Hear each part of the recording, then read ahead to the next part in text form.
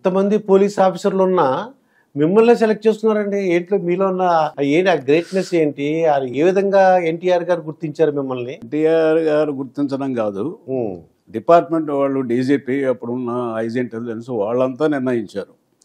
కారణం ఏంటంటే, నేను తిరుపతిలో పనిచేసేటప్పుడు ఆయన 83లో ఎలక్షన్లో తిరుపతి నుంచి కంటెస్ట్ చేశాడు. ఎన్టీఆర్ తిరుపతి అండ్ గుడివాడ 2 చోట్ల నుంచి కంటెస్ట్ చేశాడు.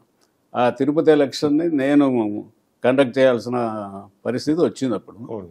తర్వాత ఆయన 83 జనవరి 3 అంటే last day for electioneering, Congress candidate తరఫున ఆనాటి ప్రధానమంత్రి ఇందిరాగాంధీ గారు తిరుపతి వచ్చారు. ఈయన as candidate last day for కంపెయినింగ్ కాబట్టి ఈయన కూడా తిరుపతి వచ్చాడు. సో ఆయన ముందే అంటే ఇద్దరు విఐపీలు, ఎన్టీఆర్ యాజ్ క్యాండిడేట్, అటు ప్రైమ్ మినిస్టర్ ఇందిరాగాంధీ, అగరాల ఈశ్వర్రెడ్డి గారని కాంగ్రెస్ క్యాండిడేట్గా స్పీకర్, ఆనాటి స్పీకర్ ఉండేవాడు.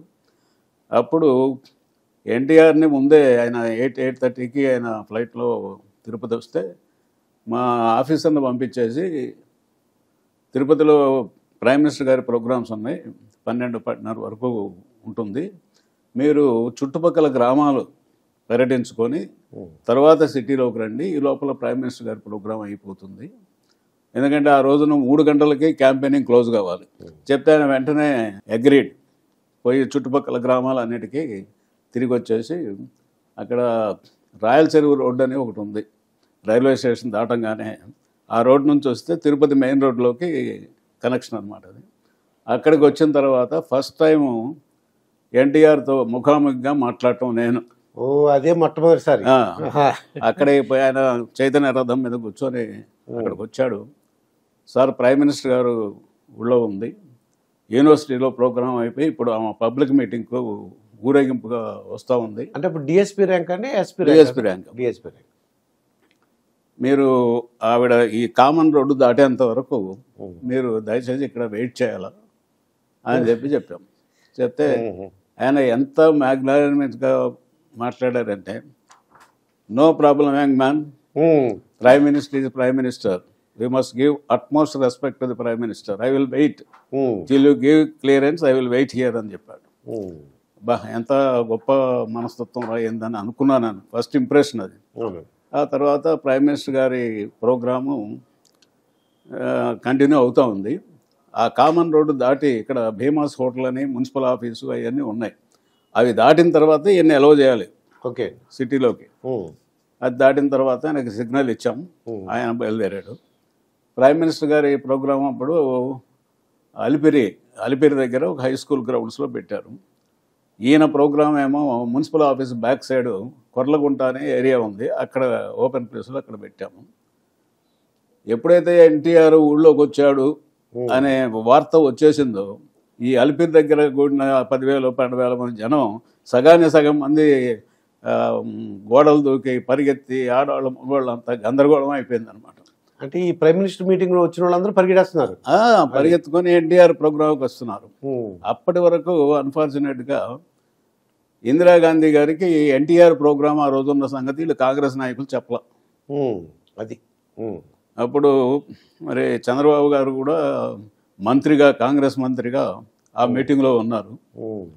అప్పుడు ఆవిడకి తెలిసి, ఎన్టీఆర్ క్రౌడ్ పుల్లర్ అని తెలుసు కదా మీకు, ఇదే రోజు ఆయన మీటింగ్ ఉన్నప్పుడు నాకు ఎందుకు చెప్పలేదు, నేను నిన్ననో మొన్నో పెట్టుకునేదాన్ని, లేకపోతే ఎర్లీగా పెట్టుకుని కంప్లీట్ చేసుకొని పోయేదాన్ని కదా అనే ధోరణిలో కొద్దిగా కోపడినారని తెలిసింది మాకు.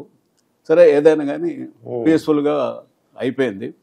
ఎంత టెన్షన్ పడ్డారంటే ఆ రోజున డీజీపీ ఆనందరామన్ గారు అనే గ్రేట్ ఆఫీసర్, ఆయన నాతో మాట్లాడాడు, నా వైఫ్తో మాట్లాడాడు, నా ఆర్డర్లతో మాట్లాడాడు, నా డ్రైవర్తో మాట్లాడాడు, సార్ ఎట్లా ఉంది బాబు, ఎట్లా ఉంది పరిస్థితి, ఎట్లా ఉంది తిరుపతిలో, అటు ఎన్టీఆర్ క్రౌడ్ పుల్లరు, ఇటు ప్రైమ్ మినిస్టరు. అంటే ఏం లేదు సార్, బాగుంది, మా సార్ అంతా జాగ్రత్త చూసుకుంటున్నారు, అంతా సిటీలో తిరుగుతున్నాడు అని చెప్పేశారు. సరే, ఎలక్షన్లు అయిపోయినాయి. ఎలక్షన్ అయిపోయిన తర్వాత ఆయన సీఎంగా ఎన్టీఆర్ వచ్చారు. జనవరి 9వ తారీఖు అనుకుంటా. 1 ఇయర్ 84 జనవరిలో లాల్ బహదూర్ స్టేడియంలో 1 ఇయర్ యానివర్సరీ జరుపుకుంటామంటే, ఈ మల్లెల బాబ్జీ అనే ఒక ఫ్యాన్, అతను గుంటూరు అతను, వాడు మరి తాగిన నిషాలో ఏదో కత్తితో పోవడానికి ప్రయత్నం చేశాడని. అప్పుడు వేరే వాళ్ళంతా సెక్యూరిటీ ఆఫీసర్లు ఉన్నారు. ఆ తర్వాత అతను పట్టుకోవడం అదంతా జరిగిపోయింది. ఇది అయిన తర్వాత డీజీపీ అప్పుడు ఎరాడి గారు అని ఉండేవాడు, కేరళ ఆయన. తర్వాత ఐజీ ఇంటెలిజెన్స్ అప్పారావు గారు ఉండేవాడు. తర్వాత చంద్రబాబు ఇప్పటికే పార్టీలో చేరాడు. తర్వాత ఇంకా ఫ్యామిలీ మెంబర్స్ అందరూ కూర్చొని ఈయన సెక్యూరిటీ ప్రాబ్లం అయిపోయింది, ఎన్టీఆర్ సెక్యూరిటీ. ఎక్కడికి పోయినా లక్షల మంది జనం వస్తున్నారు, కాళ్ళమే పడుతున్నారు. కాళ్ళమే పడేవాడు భక్తితో పడుతున్నాడో కాళ్ళు లాగడానికి పడుతున్నాడో తెలియదు. అటువంటి పరిస్థితుల్లో కొంచెం కష్టపడే మనస్తత్వం ఉన్నటువంటి మనిషి, ఒళ్ళు దాచుకోకుండా పనిచేసేటువంటి మనిషి కావాలి. ఎవరు ఎవరు ఎవరు అనుకుంటే ఎందుకు నన్ను నిర్ణయించుకున్నారో నాకైతే తెలియదు. నాకు ఒకరోజు టెలిగ్రామ్ వచ్చింది, ప్రాబ్లీ ఫిబ్రవరి 18వ తారీఖు 84లో. Come and report immediately before DGP. సరే ఫ్లైట్లో పడి వచ్చేసాను. సాయంత్రం 4 గంటలకు రిపోర్ట్ చేశాను. నా తెలియదయా ఎందుకు పిలిచారు, నువ్వు పోయి మీ ఐజీ ఇంటెలిజెన్స్ కలువు అన్నాడు ఆయన, రెడీ గారు. సరే ఐజీ ఇంటెలిజెన్స్ దగ్గరికి వచ్చిన అప్పారావు గారు, నువ్వు సీఎం సెక్యూరిటీ ఆఫీసర్గా జాయిన్ అవ్వాలయా అన్నాడు డైరెక్ట్గా. సార్ అది చాలా పెద్ద పోస్ట్, అది పైరవీలు చేసుకునే వాళ్ళకి, డబ్బులు సంపాదించుకునే వాళ్ళకి అటువంటి పోస్టులు కావాలి, నాకు అక్కర్లేదు సార్. నేనేదో గౌరవంగా లెక్చరర్గా 10 మందితో నమస్కారాలు పెట్టించుకొని వచ్చినటువంటి వాడిని. ముందు కనుక డైరెక్ట్గా పోలీసు వాడిని ఉంటే పరిస్థితి వేరుగా ఉండేదేమో. నేను ఒక రకమైన ఫీల్డ్ నుంచి వచ్చాను కాబట్టి నాకు అలాంటి అంత ఇష్టం ఉండదు సార్. టీచింగ్ ఫీల్డ్ నుంచి వచ్చినందుకు వచ్చాను కాబట్టి ఆయన, అరే గవర్నమెంట్ నిర్ణయించుకున్న తర్వాత నువ్వు కాదంటాను, నువ్వు ఎవరయ్యా అని చెప్పి ఆయన గట్టిగా మాట్లాడి, ఎర్లీ మార్నింగ్ 4:35కు మనం ఎన్టీఆర్ని కలుద్దాం అబిడ్స్లో, రమ్మండి అని. సరే తప్పేదేముంది ఇంకా. సరే వెళ్ళాం. వెళ్ళిన తర్వాత ఇటువంటి రూము ఫస్ట్ ఫ్లోర్లో, మంచి తెల్లటి వస్త్రాలు, సాంబ్రాణి పొగ, అటు బాలకృష్ణ ఇటు చంద్రబాబు వీళ్ళంతా కూర్చొని ఉన్నారు. నాకు చూడంగానే ఎంత పవిత్రంగా ఉందిరా ఈ రూము, ఈ సుగంధం, ఈ వ్యవహారం, అది అట్లా అనిపించింది.